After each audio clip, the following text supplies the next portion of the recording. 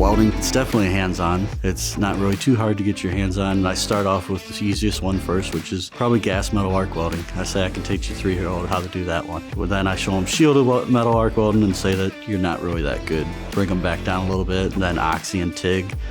And by the time we get to TIG, they're pretty good. We're dual accredited with COD, College of DuPage. It's the basic 1100 class they're doing in 173 days compared to 12 days. So there's a lot more experience. They're getting hands-on here with the basics before they go over to the college. Then it's about a year and a half for an associate's degree in welding. I'm trying to get the students right now to pay attention to the sounds as well as the visual of what the weld is doing, because you can also tell a little bit by the sounds and the light that comes off of the weld.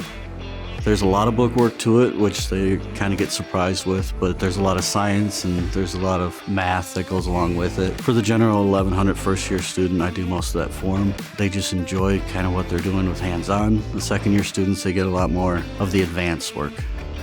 What drives me the most to teach it at TCD is the opportunity for the students, the fun that they can have with welding. Not just the industry side of welding, but also the art side of welding. Just when they get it, that aha moment when they get it and they have fun with it.